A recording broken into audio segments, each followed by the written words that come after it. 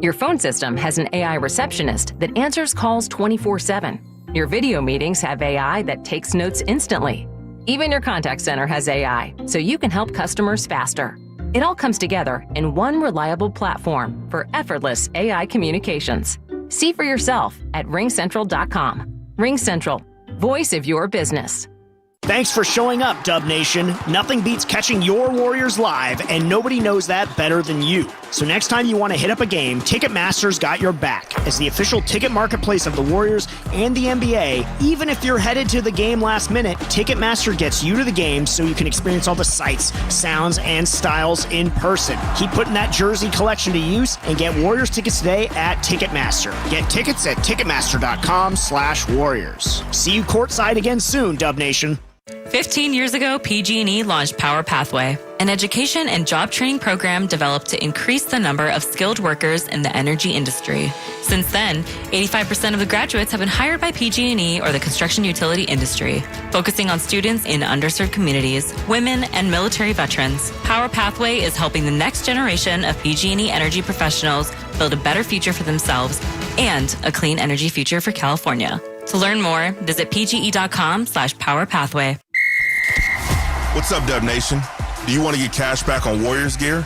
All you have to do is sign up at Rakuten.com/Warriors, where you can earn 10% cash back in store and online at Warriors Shop. Once you're a member, shop your favorite stores like Fanatics and Ticketmaster and watch the cash back add up in your account.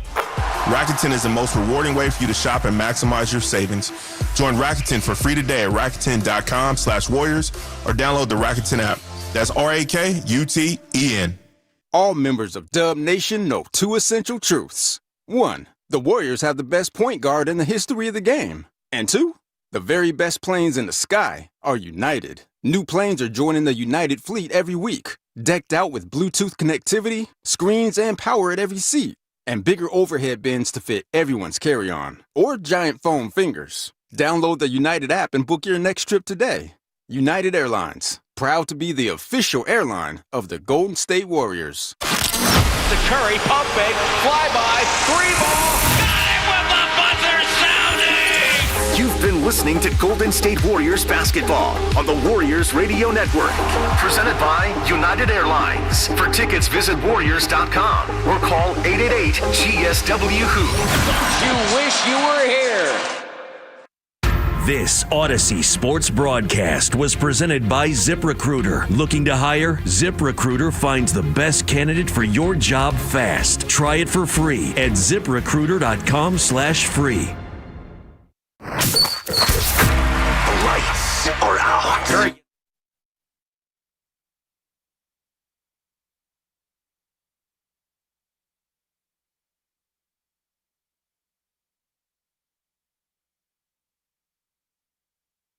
So many games the Warriors have not taken advantage of another team situation. This one they did, and with the exception of maybe a couple of moments early third quarter, this one never really in doubt. And the Warriors will win 119-97 and get the victory over the Trailblazers. And Tim Roy said it perfectly right there. The Warriors take advantage of another team's circumstance. That has not always been the case. In fact, it has relatively rarely been the case for the Warriors so far this year, but not tonight. They blow out the Blazers. They run away with this one. They win 119-97. They get another win here at home. They rinse their mouth with mouthwash. And get that bad taste out of their mouth from that Atlanta loss, a game that they got blown out in and ran off their floor just a couple of nights ago. They back that up with a nice win here tonight against a Blazer team down their best player in Deni Avdija. And as Tim Roy mentioned, the voice of the Warriors, you just heard us coming in here on Warriors Wrap-Up. Other than a brief moment early in the third quarter, this game was really never in doubt the entire way. Warriors win 119-97. They led by as many as 29. That lead happened both in the first and in the second half. There was a moment where it was down to a 12-point game. It could have easily been down to a 10 or a 9-point game. The Blazers made a fatal error, and we'll talk about that coming up in just a little bit. But again, welcome in. It's Warriors Wrap-Up on 95.7 The Game. Mark Randy with you, talking about a Warrior win. And Ready to take your calls and your texts if you want to weigh in on this conversation. 888-957-9570. You can also join in on the conversation on our YouTube chat, and that's where I'm going to go first, youtube.com/957thegame. I see Sidecar Tommy in the chat, and he said, great to see Steph not have to go off and still get a solid win. Yeah, that's one of the biggest takeaways from this one. The Warriors, they score 119 points. They shoot 47% from the field. They make 23 threes, yet Steph only scored 7 points. He was 2 for 9 from the field and 2 for 8 from downtown. Steph did not have a shooting night. Now, he had 11 assists. He had 4 rebounds. He took care of the ball with just 1 turnover. He did not have a bad game by any stretch. He had a huge impact on this game. It just was not him having to do the heavy lifting, scoring the basketball. And a night where the Warriors can get 119 points from their offense and get a blowout victory without getting, a 30-plus point effort from Steph, that is really, really key. And more so than just whether or not he has to do the heavy lifting when he's on the floor, they also limited his minutes tonight. He did not play a single second in the fourth quarter. Neither did Draymond Green. Jimmy played a minute and a half to begin the fourth, and that was it. But Steph played 24 and a half minutes. Draymond played 22 minutes, and Jimmy Butler played about 26 and a half minutes. That is what you want to see for the Warriors.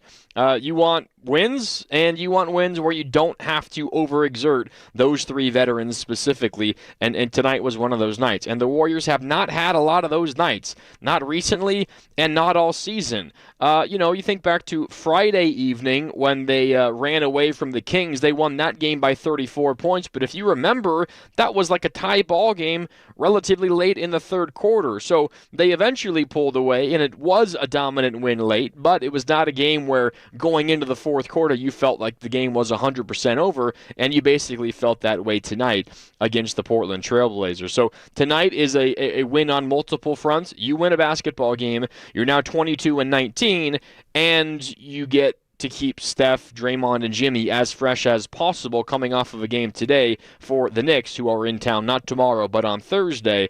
The Warriors should be relatively well-rested for that game against Jalen Brunson, Mikal Bridges, Josh Hart, and company, with the Cat, Karl-Anthony Towns, and a whole lot more in town with the Knicks coming up on Thursday. So the Warriors have had a lot of games where the opposite is true, right? I'm calling tonight a win-win, where you won in the win-loss column, and you also won in the minutes column. The Warriors have had a lot of games where they were losses, where they lost in the win-loss column, and they also lost in the minutes column. Think back to the Clippers game just 8 days ago now, on Monday, the 5th of January, down in L.A. versus the Clippers. You lose that game by 1 point, and you really had to exert a lot of your veterans, although not a terrible amount with Steph Curry, because he did get he fouled out of that game down the stretch, but still played a lot of minutes. The biggest one that you point to is the overtime loss to Toronto. 141-117 was the score, 141-127 in Toronto, an overtime game that the Warriors, they had it down the stretch. Steph played 41 minutes that night. Jimmy Butler played 38 minutes that night. Like, those are loss. Tonight was a win-win for the Warriors, and it's valuable. You need to have those, specifically when you're a Warrior team relying on nearly 38-year-old Steph Curry to kind of do a lot of the heavy lifting almost every single night. So tonight was a much-needed win and a really important way in which the game was won, because this is a Toronto team, a Blazer team. I still have my mind on that terrible Toronto loss from late December. But this is a Blazer team that came into this game limping a bit. Not because they've been playing poorly of late. They've actually been playing pretty darn good. They had won 5 games in a row before Sunday when they lost to the Knicks. And the Knicks, who are on that West Coast road trip, they will be in town again coming up on Thursday here to take on the Dubs.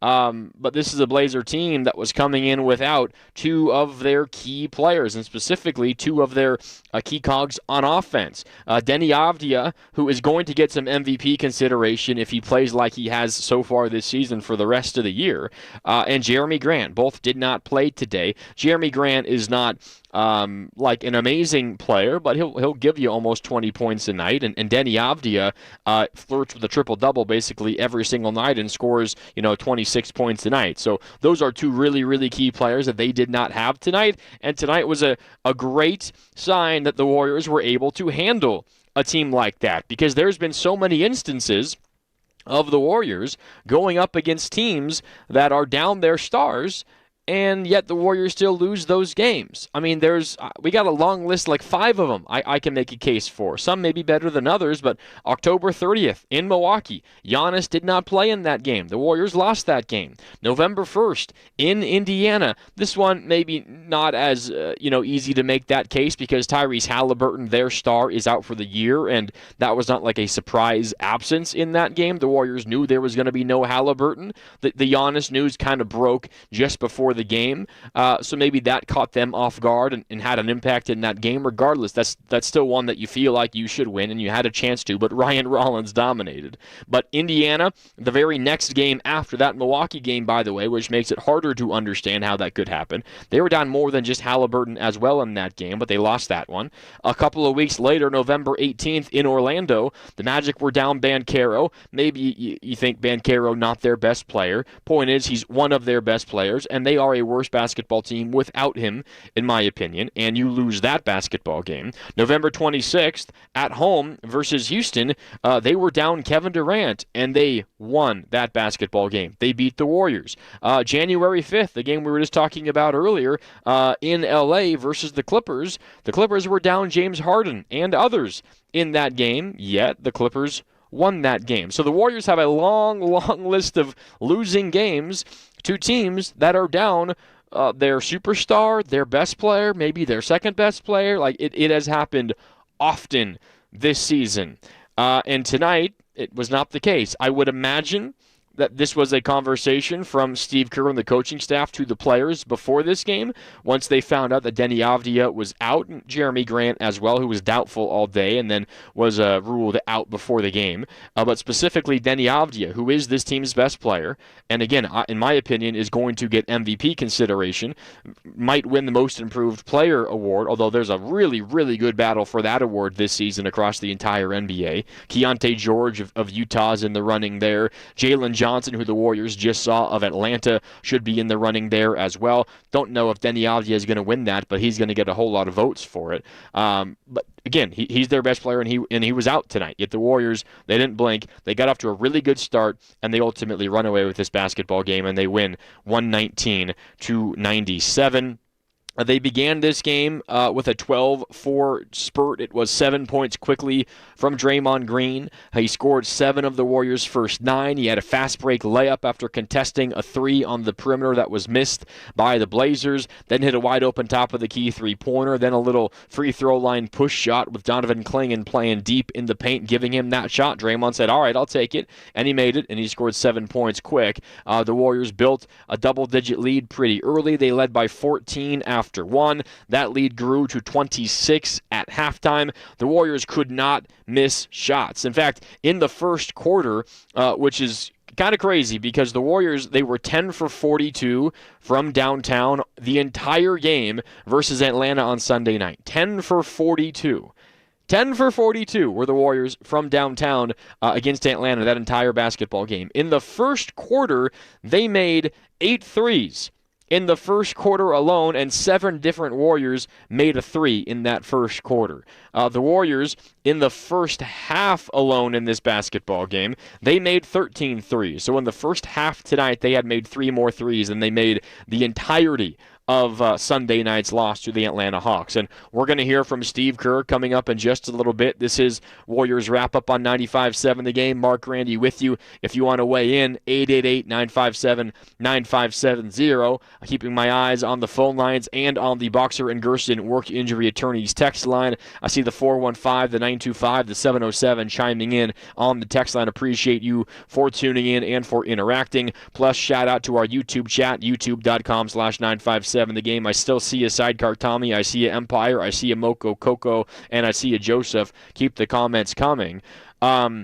This was a Warrior team, again, that just could not make shots on Sunday. And I mentioned we're going to hear from Steve Kerr coming up. Why I brought that up is because I was sitting in on his post-game presser before making my way over here to our broadcast location for Warriors Wrap-Up. And one of the questions he was asked was, well, tonight, Steve, you made 23 threes after making just 10 on Sunday night versus the Hawks. What changed? And we will hear Steve's answer later, but I'll just give you, a quick answer, not a quote specifically, but to get the point across. And he said, well, tonight the shots just went in. And for the most part, I agreed. I mean, I sat here on Sunday night and I told you I feel like the Warriors created good looks from outside, and they had guys shooting those threes that were actually, quality shooters that I would think the Warriors would want shooting those shots. There have been games in the past, and I'm going to bring it up a third time already,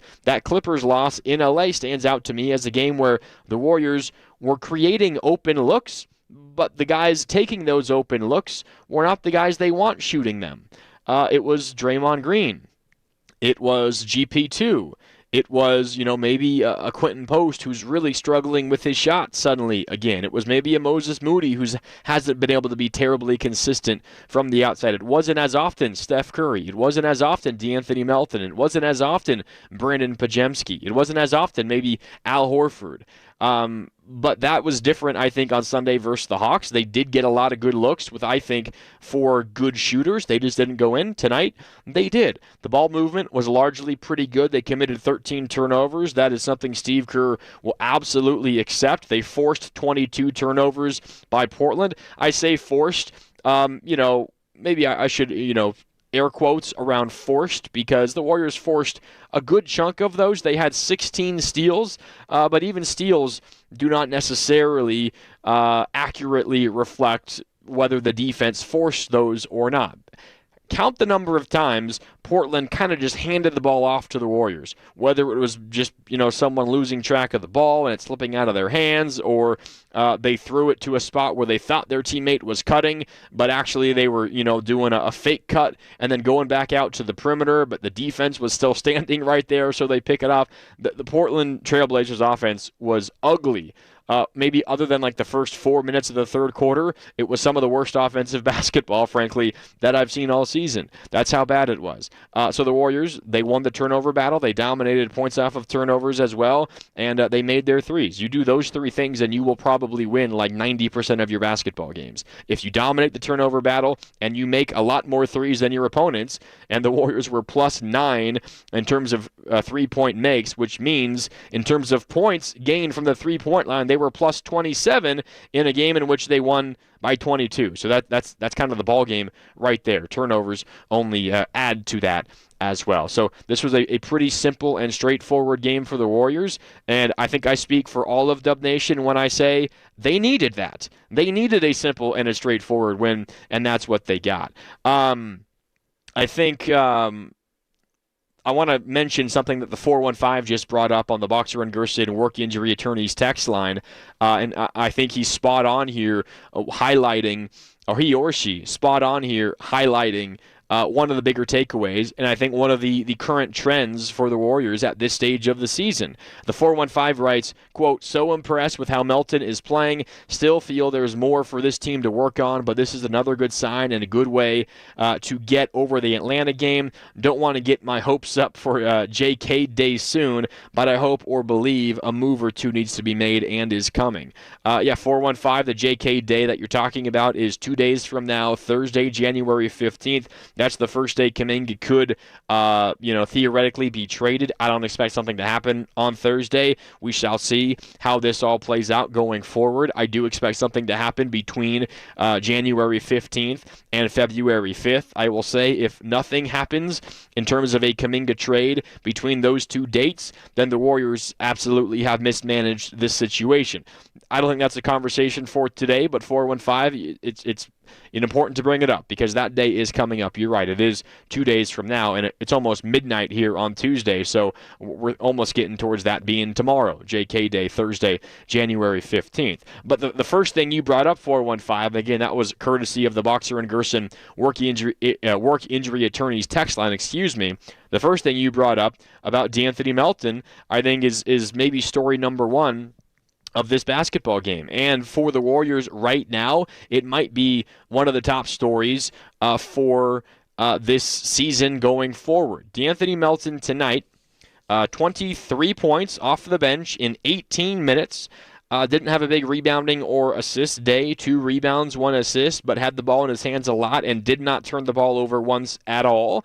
He was 9 for 14 from the field and 4 for 6 from downtown. And he's scoring in ways that I didn't really expect him to be scoring. I know you give him an open 3 and he has the ability to knock that down. Not an elite shooter by any stretch, but definitely not someone that opponents are willing to leave open from out there. And he's been really, really good of late. He was stuck at about like a 17% clip from downtown for, the first handful of games he played so far this season. And now on the year, he's up to from downtown, 28%. And that's, I think, before tonight's numbers will even add into this. So, his percentages have jumped like 11% already, just with like a really good 3 or 4 game stretch. So that number is going to continue to climb. And I would not be shocked if at some point relatively soon we see his 3-point shooting numbers climb into the 30s and maybe around like 36 or 37%, because I do think he has the ability to get up to that spot. Maybe not like immediately, because it takes a while for numbers to climb like that, but I think he's going to be in the 30% mark relatively soon, and then there'll just be a pretty steady climb from there, because he is no doubt a much better shooter than he had shown for the first number of games he played, and it makes sense because he hadn't played in nearly 2 full seasons. So it's going to take a bit for him to get his shooting rhythm back, but that shooting rhythm is fully back. I mean, just look at his last 4 games. Versus Milwaukee last week, 22 points, 8 of 12 shooting, 5 of 9 from downtown. Against Sacramento on Friday, 19 points, 6 of 10 from the field, 3 of 6 from downtown.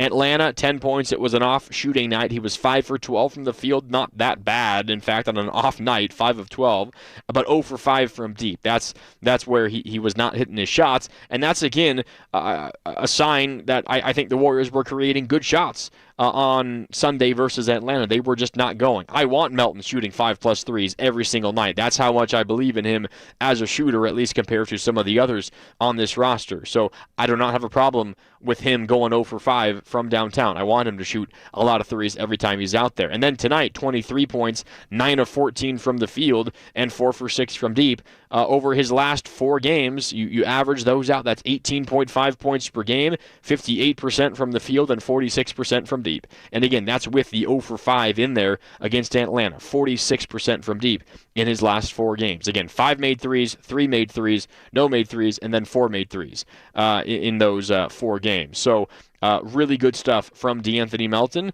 And in addition to the 3-point shot tonight, I think we saw him score in a multitude of ways that me personally, I wasn't entirely expecting. Let me bring up his shot chart so I can accurately describe this for you. I want to make sure I can tell you exactly where all of his shots came from. So 9 of 14 from the field.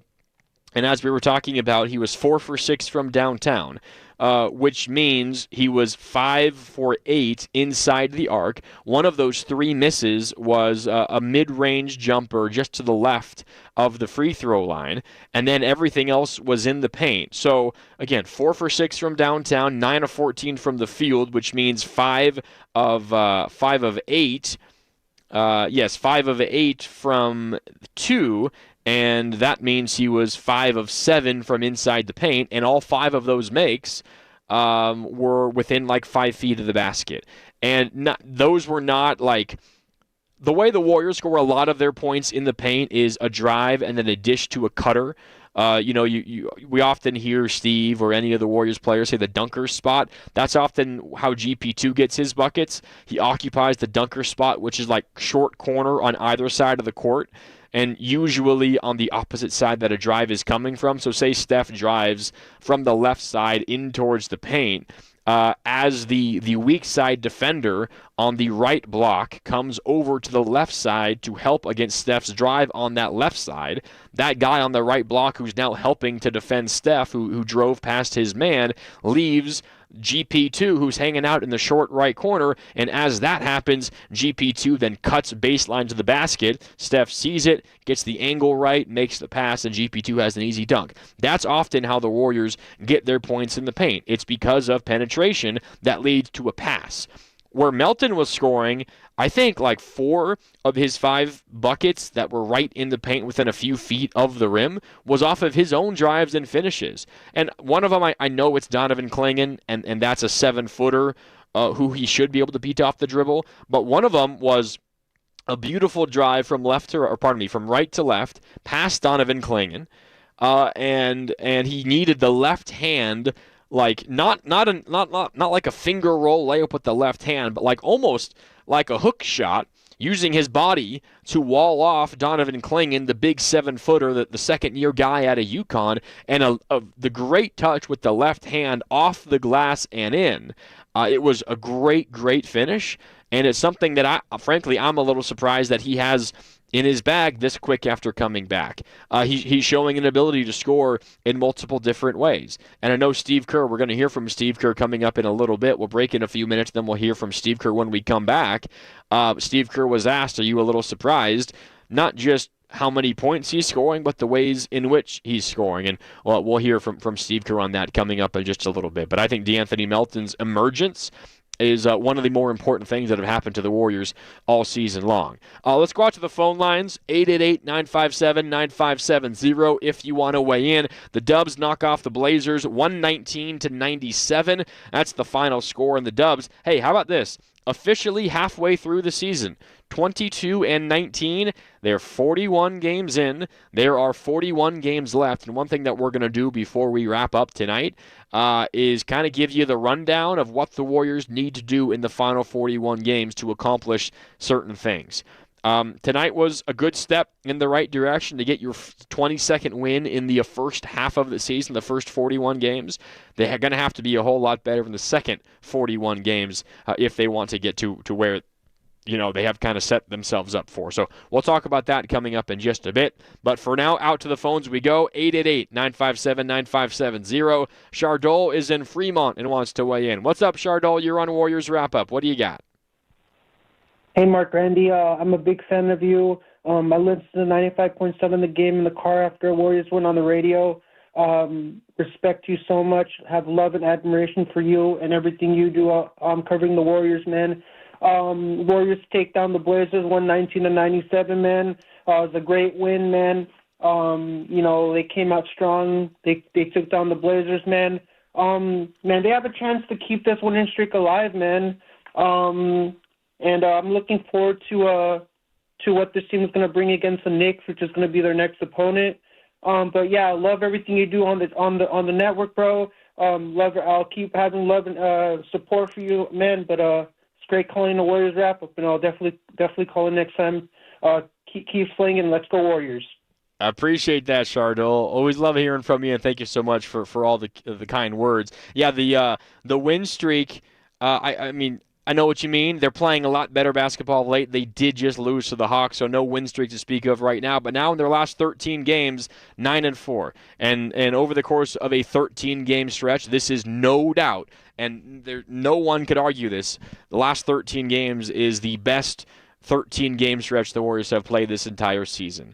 They've been kind of a hot and cold team. They go on a little run, and then they fall into a little bit of a rut, and it's kind of gone back and forth all season. This is the longest sustained stretch of largely positive play for the Warriors all season long. I say largely because some of the losses in the middle of this, again, largely positive play, have been kind of ugly, including the Atlanta loss on Sunday, which, if it wasn't for the Niners distracting everybody from the Warriors, might have been talked about a little bit more, say, on 95.7 The Game or elsewhere. And I think it was one of the worst losses of the season for the Warriors. But they did what they had to do tonight. They bounced back. They took care of business. They dominated the Blazers, a team that you should dominate. They were 0-3 against them coming into tonight. The big difference, though, is no Deni Avdija in this one tonight for the Blazers, and the Warriors. They took advantage, and they dominated. Again, the final score, 119-97. All right, let's take a break. When we come back, we'll hear from Steve Kerr. You're going to want to hear what he had to say about DeAnthony Melton, also about the Warriors' shot quality tonight. Plus, let's talk through the second half of the season for the Warriors, because we're officially halfway through. Let's take a stock report, right? 41 games in for the Warriors. How would you evaluate them through 41 games? and what needs to change. What should their goals be? How many games do they need to win of these final 41 in order to, say, get to the playoffs, get to a top 6 seed, to match what they did last year? We'll talk about that and a whole lot more. It's Warriors Wrap-Up, a late-night Warriors Wrap-Up because of an 8 o'clock start tonight. Mark Randy with you on Warriors Wrap-Up here on 95.7 The Game. Back with more right after this. Every morning, we rise and shine, make breakfast, and brush away the night's rest. These routines help us start the day off right. Nature Made vitamins are a simple step in that daily care regimen. Multivitamins with daily essentials, clinically studied probiotics for gut health support, magnesium to help relax the body. Nature Made is made to care for you every day. These statements have not been evaluated by the Food and Drug Administration. These products are not intended to diagnose, treat, cure, or prevent any disease. You know that Big Bargain detergent jug is 80% water, right? It doesn't clean as well. 80% water? I thought I was getting a better deal because it's so big. If you want a better clean, Tide Pods are only 12% water. The rest is pure, concentrated cleaning ingredients. Oh, let me make an announcement. Attention shoppers, if you want a real deal, try Tide Pods. Stop paying for watered-down detergents. Pay for clean. If it's gotta be clean, it's gotta be Tide Pods. Water content based on the leading bargain liquid detergent. Never have I ever called my sister from the finish line of my first marathon. Hello? You won't believe where I am. Are you running? Mile 26. I'm gonna make it. Switch to T-Mobile's 55 Plus plan and get iPhone 16e with its advanced camera system on us. Plus, 2 lines for just $30 a line. Guys, I can't believe it. I knew you could do it, babe. That was amazing. Mom, how do you feel? I feel great. I can't feel my feet. Let's take a picture. And then you may carry me to the car. Share every stride, every mile, every memory on America's best network. Switch to T-Mobile's 55 Plus plan and get iPhone 16e on us and 2 lines for just $30 a line. With 24 monthly bill credits and 2 eligible port-ins on Essentials 55 Plus for well-qualified customers with autopay plus taxes, fees, and $35 device connection charge. Credits end and balance due if you pay off early or cancel. Contact us. Finance agreement 128 gigabytes, $599.99 required. Best mobile network in the U.S. based on analysis by Ookla of Speed Test Intelligence data 1H 2025. Visit T-Mobile.com. Everyone needs to take care of their mental health, even running back Bijan Robinson. When I'm on the field and feeling the pressure, I usually just take a deep breath. When I'm just breathing and seeing what's in front of me, everything just slows down. It just makes me feel great before I run the play. Just like Bijan, we all need a strong mental game on and off the field.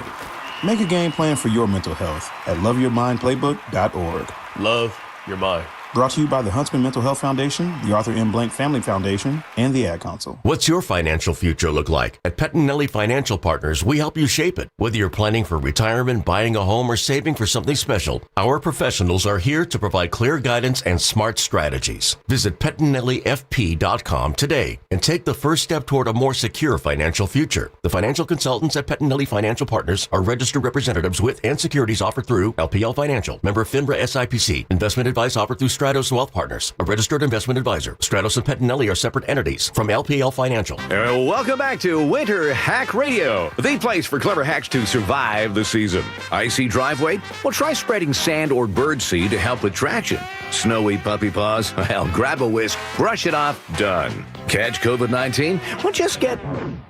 Actually, there's no hack for COVID-19. But if you test positive, prescription medications for COVID exist. Ask your doctor if they're right for you. Visit PfizerForAll.com to learn more. Sponsored by Pfizer.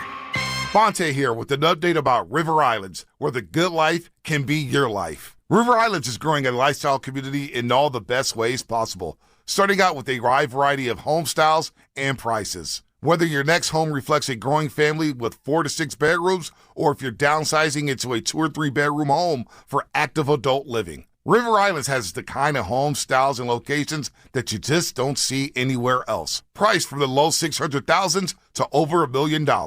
Best of all, you can live on a lake, across from a park, next to a trail, looking out to the San Joaquin River, or in a 55-plus Del Webb community for active adults. The town center's newest additions, an iconic restaurant, a medical office building, are underway.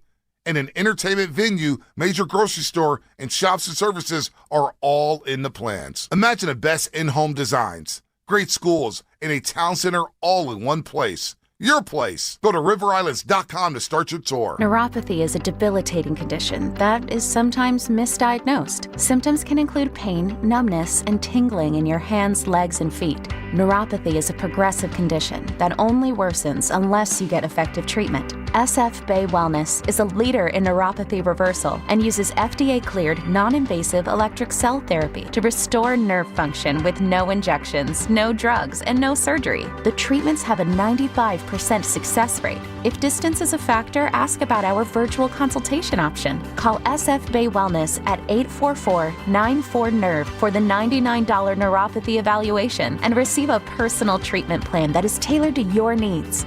Don't wait another day. Call 844-94-NERVE. That's 844-94-NERVE. Why keep suffering with the painful symptoms of neuropathy? You deserve to live a pain-free life. Start getting the treatment you need for your neuropathy symptoms. Call today. Melton, trapped, pass to Podziemski through traffic. Podziemski stumbles, gets it to Melton. Melton now dribbles, draws a crowd. He drives down the lane, left hand up and in. Took Williams for a ride, and the big guy could never catch back up. Anthony Melton coming out of the timeout against his zone, finds Horford up top. Horford one dribble back to Melton. He's had a good night. He launches and hits another one. Melton now with 23. The Warriors lead by 29. That matches their largest lead of the game. Now back to Warriors Wrap Up on 95.7 The Game. Yeah, DeAnthony Melton, I mean, he had one hell of a game. You just heard Tim Roy call it. I think that first highlight you heard was that left-handed layup off the drive past Donovan Clingan that I was talking about. That's not an easy shot to get off past a 7-foot shot blocker. You know, you should be able to drive past him and get a lane to the hoop, but the wingspan of the big guy, the shot blocker, usually is enough to overcome that, and it was not, because Melton, a really nice left-handed finish. His first step is still really, really good, despite the numerous lower body injuries that he's had. And his ability to get to the paint is a little surprising to me, and he's quite good at that. And I think that's a really important skill for the Warriors, because the Warriors do not have a lot of guys that can simply beat a guy one-on-one off the dribble and can either score as a result of creating that advantage for themselves, or to create good looks for others as a result of it. They do not have a lot of those guys off the dribble that can create advantages. So Melton being able to do that is a really big deal. And then that other highlight you heard was his last bucket of the game, which gave him 23, a new season high, a new Warriors career high. He has never scored more as a Warrior than he did tonight, 23 points.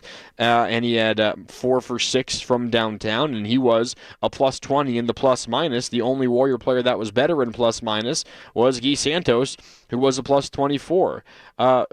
Oddly enough, in a game in which the Warriors won by 22 points, Quentin Post was a minus 11. He was a minus 11 in the plus minus, and it's just one game. We don't need to make any overarching opinions or decisions based on the plus minus results of one game.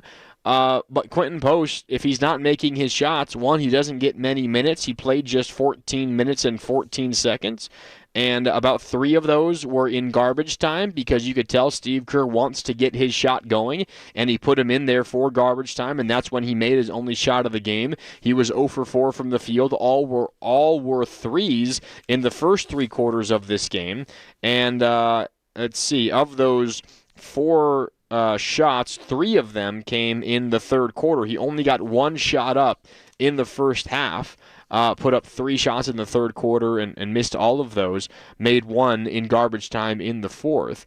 But him not being able to shoot the ball incredibly consistently right now is making it difficult for him to get more minutes, and it's making it difficult to play him alongside Draymond Green. The Warriors, and we can talk about this as well, because the Warriors have stuck with their starting lineup, which has started now for a month's time, essentially.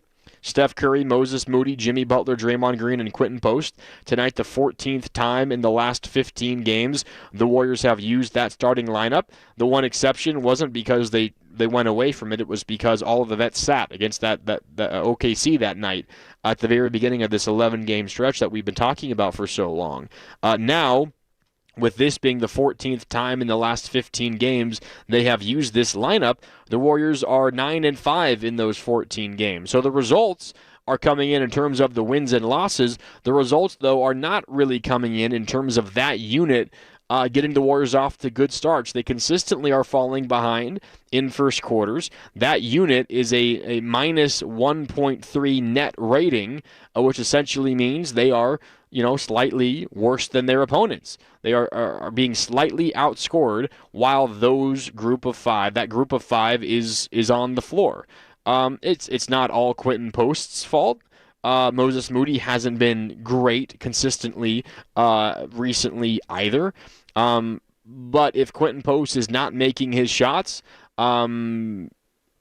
he has been a whole lot better defensively, but his ability to impact a game decreases significantly if his outside shot is not falling. So just something to keep an eye on with Quentin Post going forward. Steve Kerr has said, I'm going to read this quote to you. He was asked about that starting group and if he's going to stick with it, and he said, quote, "I'm committed to it because we're generally in a good place. We committed, 3 weeks ago, to just staying with the same starting five and the same rotation to try to get guys more comfortable, and we achieved that. I know that five-man group hasn't been great, but again, it allows Draymond to start at the 4, like tomorrow." He's talking about this game versus the Blazers. He doesn't have to guard Donovan Clingan to start the game. That's a big deal for us. While the numbers may not be that impressive, it allows the game to unfold in a way that we like. So that's Steve Kerr on that lineup. I think a lot of that is specifically about Quentin Post, because while his defense has taken a step forward this year, and I think he's taken a step forwards in a lot of ways, the one thing that has not been consistent is his shot. So we'll see where it goes from here, but just something to keep in mind. It seems like Kerr is pretty committed to that starting group, but you would, of course, like to get off to better starts. I've said in the past that I think De'Anthony Melton is one of the Warriors' best 5 players and is a part of their best 5 unit. And one thing that I threw out there in the preseason once the Warriors' business got done this offseason was I think there's going to be moments where the closing 5 is Steph Curry, De'Anthony Melton, Jimmy Butler, Draymond Green, and Al Horford. And we haven't seen a ton of that because Melton, of course, was hurt, and Horford has missed a lot of time, and minutes are relatively limited across the board with that group of 5. But I think that is going to be the case for the Warriors at times this season. And it doesn't mean that they're going to change the starting lineup necessarily, but it might mean nights like tonight where Post starts, sure, but plays 14 minutes, and only 11 of those 14 are, in real non-garbage time minutes. So we'll see where it goes from here, but just something to keep an eye on as it relates to Quentin Post. Okay, we're going to go to Kerr in just a minute, but before we do that, out to the phones, 888-957-9570. Eric in Millbrae wants to weigh in and talk about this 119-97 Warrior win right here on Warriors Wrap-Up. Mark Randy with you. Eric, what's up? You're on Warriors Wrap-Up. What do you got? Hey, what's up, man? Yeah, to me, you were just making your point about Melton. I'd say he's probably been the third best player, and sometimes you can behind Curry, their second best player. See what a difference he's made since he's come back. They come in off one of their most disappointing win, getting annihilated by the Hawks. And we wanted to see how they come out against a team they struggled to beat. And that was pretty impressive when you only need Curry to go off for, 7 points. That tells you what a dominant effort was just across the board, and why we don't see more like this, just balanced attack from starters and bench. Just really pounded Portland tonight, and just really impressive how they did it. I thought it would really be a close game, but Warriors really just implemented their force on them, and we wanted to see more efforts tonight. It was just, as you mentioned, just impressive all around how it really just took it to Portland, and led by Melton. Horford was pretty impressive. I mean, you could give so many game balls tonight. Podziemski off the bench. I just think it was a collective effort, and why don't we see more like this tonight? It's been such a rare occurrence, but hey, we'll take the win against a team that's had your number, and this is the mentality we want to see out of this team. And so right now, you're talking about report card. I'd say C+. Just too many inconsistencies, too much up and down. They've had some great wins, but just too many down points and losses to inferior opponents. So I think C+ is fair. And now you're in the 7th seed. you're still in the 8th seed. Phoenix is still balling out of their mind. I wonder if that's going to continue. Hopefully not, but as of right now, I think you're still going to be battling them. You're hoping one of those top 6 seeds fall off, but I just to see maybe the Lakers maybe really hit a snatch. But even then, I just think the Warriors put themselves in such a hole. You got to make up 5 to 6 games, unless one of those teams suffers maybe an injury or goes through a long minor losing streak. I just don't know. I just think it's going to be the Warriors, Phoenix, maybe Portland in that mix for that 7th, 8th seed. Best case scenario for the Warriors is you want to move up and be, like I mentioned to you previously, be that 7th seed, because I think for some reason they really match up well with San Antonio and then really give them fits. So I think C+ is adequate right now, and hopefully we'll see now. You got a big boy coming in on Thursday night. I'm going to be at one of the best teams in the East there in the Knicks. So the Warriors normally play better against opposing teams, so we want to see the mentality they come out with. So I expect them to come out with a full force and not struggle, because if they do, they're gonna get right off the court. So hey, great win tonight, and let's finish strong in the rest of this homestand. And let's see them get together and play like they can. And this is the type of effort we want to see, like tonight, especially against the bigger boys like you got coming on Thursday night. Thanks for the time, man. Yeah, appreciate the call, Eric. And yeah, you're talking about what's going on in the rest of the West. The Phoenix Suns did lose tonight, and the Houston Rockets did win, so those two teams have swapped in the standings once again. The Suns had kind of long time been the 7. The Warriors have forever been the 8, it seems. The Suns were in the 6th spot, but they lost tonight in Miami to the Heat. Meanwhile, the Rockets did win. They defeated the Bulls at home. So the Rockets now 23-14. The Suns 24-16. And it's kind of an odd look at the standings, because the Suns have played so few games compared to everybody else. The Suns have played 3 more games than the Rockets.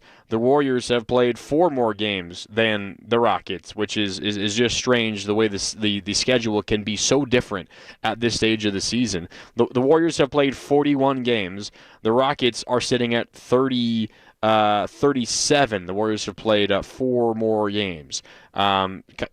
Weird that could be possible at this stage of the season. But you did get, I guess, some good news when the Suns lost, but the Rockets won, the Lakers won, and the T-Wolves, I believe the T-Wolves also won. Yeah, they dominated the Bucks in Milwaukee, and I think Giannis and the Bucks were getting booed by the Milwaukee crowd today, which is something to keep an eye on, and Giannis booed back. Now, that sounds terrible, Giannis booing his fans for booing their team at home. Giannis did say post-game that what he does whenever he gets booed, and normally, of course, it's on the road, because how many times has Giannis been booed at home in his career? This might be the first time. I don't know. I don't watch every single Bucks game. But whenever he gets booed on the road, which is what happens, right? You're a star and you go on the road, you get booed. Steph doesn't really get booed that often, but Steph's at a different stratosphere. Everybody loves Steph. Maybe he gets booed in a place like Houston or Cleveland, but beyond that, he doesn't really get booed because everybody just loves watching Steph. But when he gets booed in other cities, he will boo back, and he'll, give them 2 thumbs down.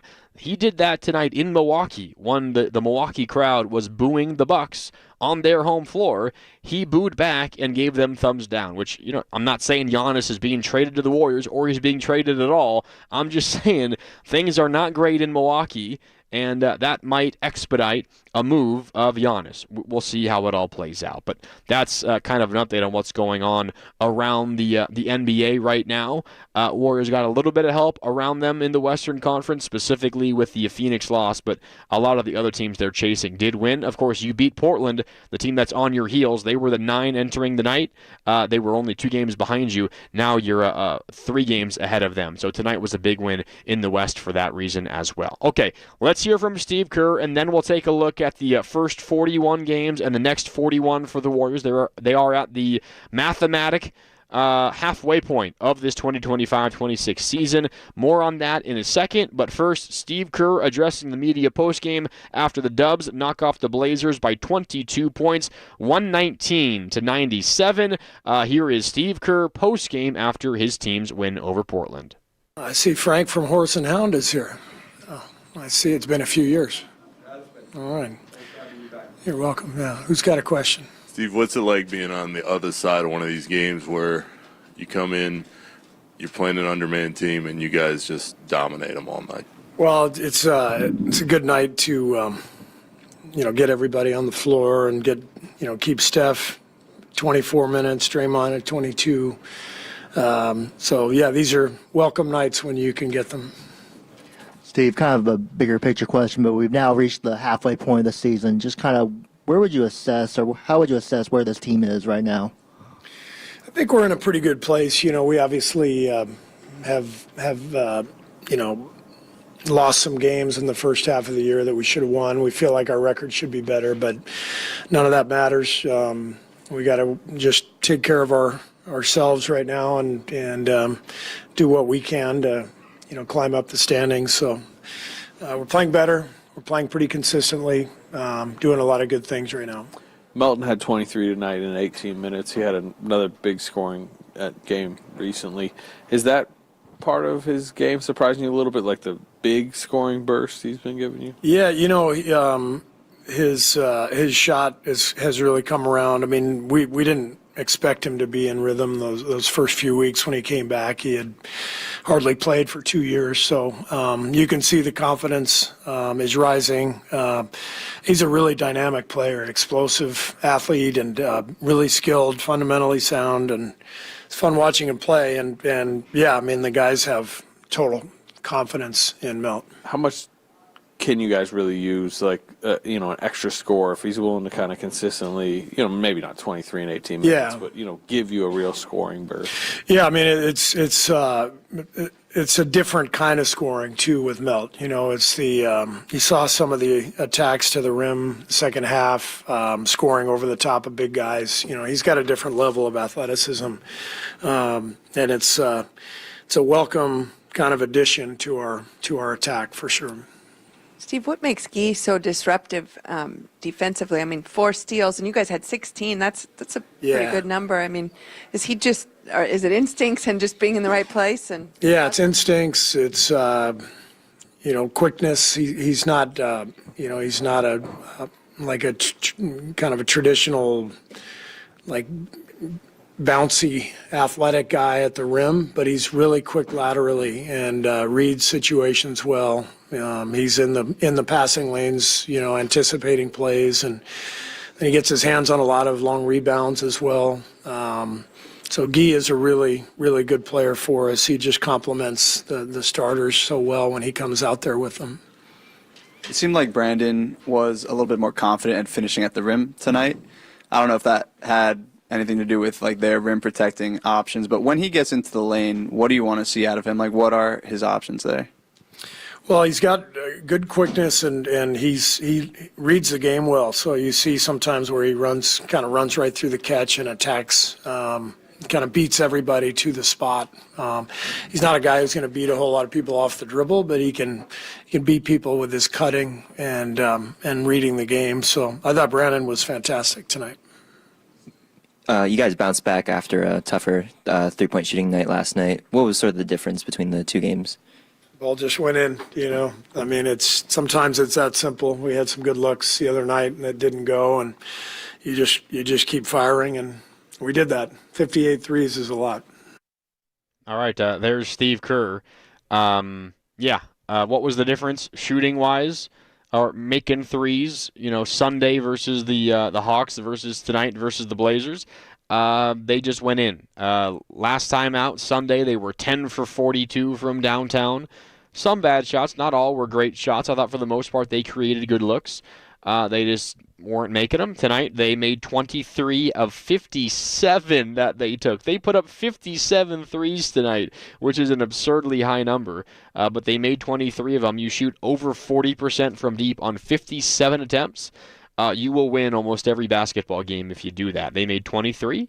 Tonight they took a lot of good threes, and the difference was they made a lot of good threes. And as a result, they won 119-97, and they're now 22-19, and that is 41 games in.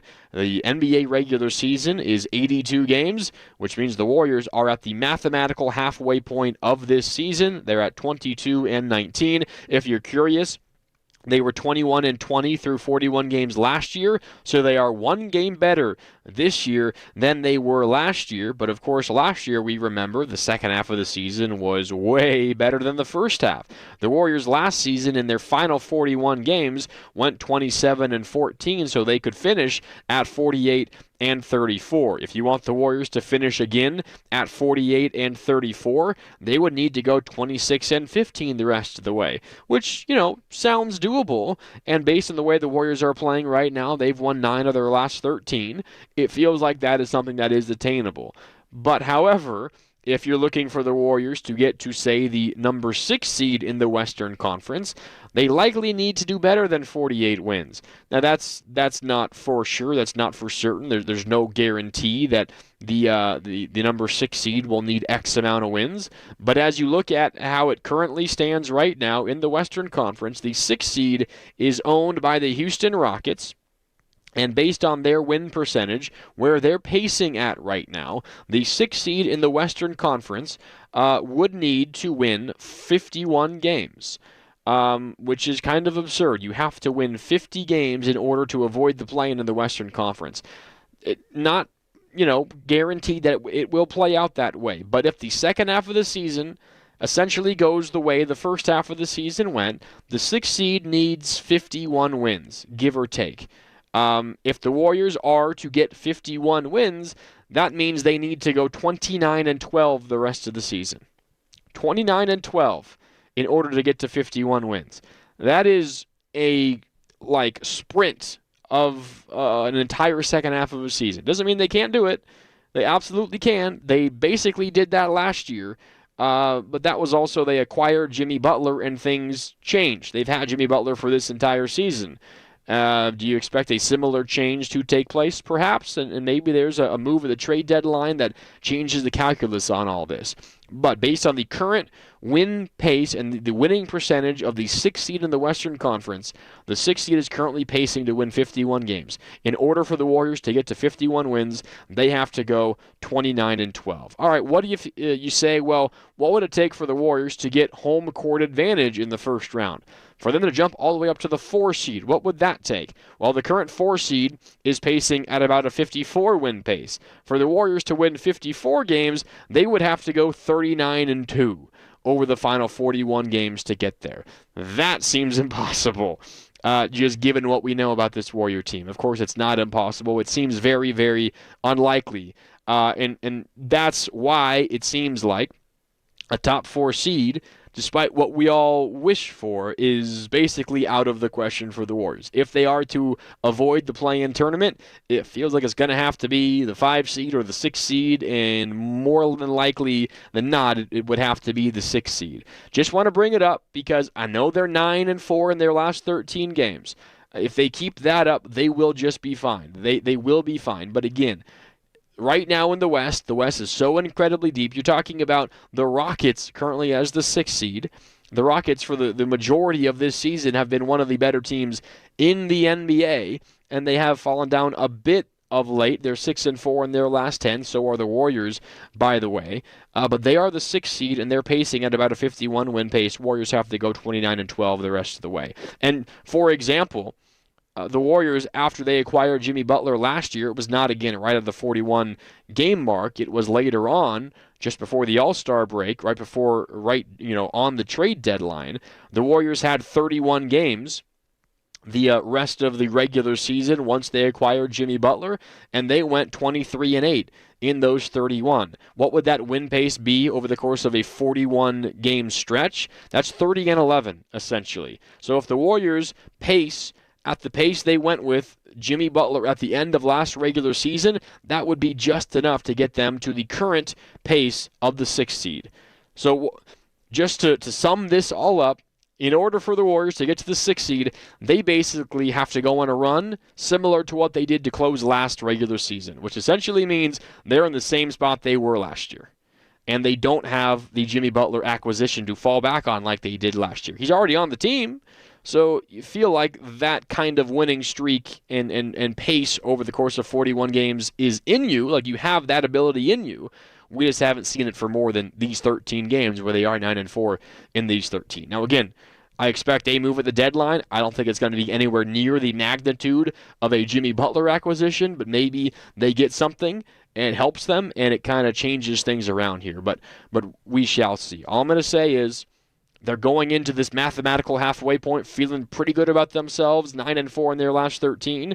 But it's going to take a sprint, similar to what last year was, in order for them to avoid the play-in, get to the top 6, and guarantee themselves a postseason series. We'll see how it all plays out. I'm just telling you, it doesn't seem like it's going to be terribly easy. It's going to take some really focused and consistently good basketball for the Warriors to do it from here on out. They're 41 games in. They're a game better than they were last year through 41 games. And, maybe something happens at the trade deadline, but they're going to have to play really good basketball to avoid the play-in the rest of the way. It is pretty crazy, though, that we are already at the official halfway point of the NBA season. 41 games in are the Warriors. They do have the added benefit of the second half of their season not being nearly as difficult as the first half. It does kind of flip again after this homestand. They have 4 more games here at home. They head out on the road for some tough games, but there is a lot more time off. The Warriors do have a lot more days between games in the second half of the season than they did the first, and that should be a big benefit to them, of course, considering their age and the age of their key guys, specifically Steph, Jimmy, and Draymond. Okay, speaking of the rest of this Warriors homestand, coming up next for the Warriors, they are right here at home versus the Knicks on Thursday. That's a 7 o'clock tip. It will be a Prime game, Amazon Prime Video, but of course, if you can't get that to work, you can listen, as always, right here on 95.7 The Game. That's Thursday at 7. Warriors Live with me begins at 6. And then Charlotte on Saturday, unfortunately, same time as the Niners are taking on the Seahawks. The Warriors will be taking on Charlotte. That's Saturday at 5:30. Then Miami on Monday, 6 days from today, at 7 o'clock. And then the next day, a back-to-back. Toronto is in town to close out the homestand at 7 o'clock a week from tonight on Tuesday, January 20th. Really quick, we do have a super chat that just came in on YouTube from at Dylan Palmer 901. Dylan writes, I think an 8-3 record over this 11 or 7-4. Dylan, I said the Warriors' goal should be 8-3 over this 11-game stretch. For that to happen, they would need to win their final 4 games, which would include that back-to-back. Not impossible. If you beat the Knicks on Thursday, it feels within their reach. Right now, in this 11-game stretch, they are 4-3 in the first 7. We'll see what they do in the final 4. 7-4, I think now should be like par for the Warriors. If they go 7-4, you're not terribly upset about it, but you don't feel like you birdied anything. If you go 8-3, I feel like you birdied something. But if you go, say, 6-5, it feels like a bogey. And 6-5 would mean 2 more losses for the Warriors in these final 4 games. We'll see how it all plays out. Let's see if they can win at least 3 of these final 4 games of this homestand and head out onto the road feeling good about themselves. Appreciate you chiming in, of course, Dylan. All right. That's going to do it for Warriors Wrap-Up tonight. Is it midnight yet? Is it Wednesday? It is. It's officially Wednesday. That means I should let you know before I get on out of here tonight that you are listening to 95.7 The Game, KGMZ FM and HD1 San Francisco, an Odyssey sports station and the home of the Golden State Warriors and Valkyries, always live on the free Odyssey app, coming to you live from the Laughing Monk Studios. Okay, that will do it for Warriors Wrap-Up tonight. Thank you so much for tuning in and for interacting all show long. Thanks to my guys back in our downtown San Francisco studios, Cam Williams and Steven Risotto. My name is Mark Randy, signing off. I will talk to you on Thursday for Warriors versus Knicks. Until then, good morning. Since it is past midnight, it is officially Wednesday morning.